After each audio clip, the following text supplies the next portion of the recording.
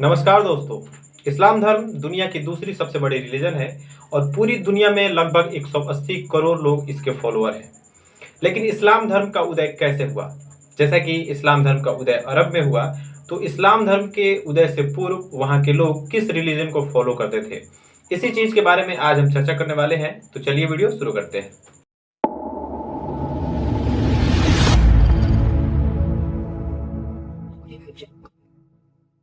570 ईस्वी में अरब के मक्का शहर में पैगंबर साहब का जन्म हुआ।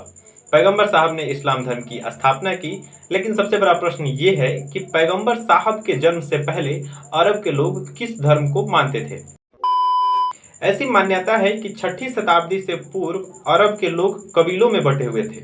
प्रत्येक कबीलों का नेतृत्व एक शेख के द्वारा किया जाता था और इन कबीलों के अलग अलग देवी देवता होते थे, जो कि बुतों यानी मूर्तियों के रूप में देवालयों में पूजे जाते थे। ये कबीले धीरे धीरे शहरों में बसने लगे और व्यापार को अपना मुख्य पेशा बनाने लगे। देखते ही देखते मक्का शहर व्यापार का मुख्य केंद्र के रूप में स्थापित हो गया।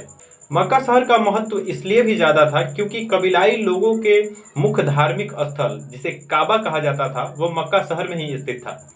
काबा में मूर्तियां एवं अन्य चीजें थीं जिसे कबीलाई लोग मुकद्दस मानते थे।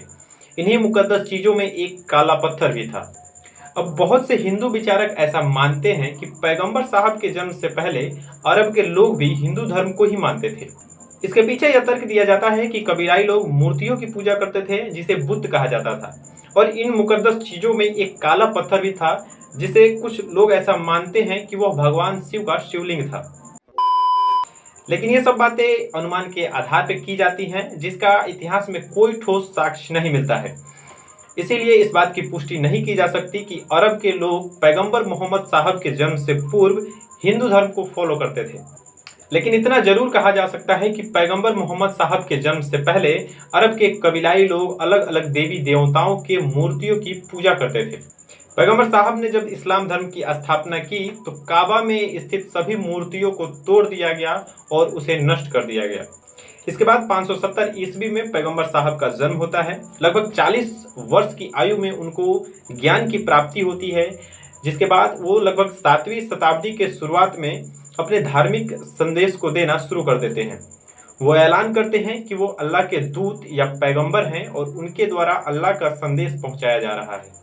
उन्हीं के सुरतियों पर मुसलमानों का पवित्र धार्मिक ग्रंथ कुरान आधारित है। धीरे धीरे उनके पास मक्की अनुयायियों का समूह इकट्ठा हो गया और यही लोग बाद में मुसलमान कहलाए और धर्म इस्लाम के नाम से जाना गया। तो आज के वीडियो में बस इतना ही। मिलते हैं फिर अगले वीडियो में। तब तक के लिए जय हिंद।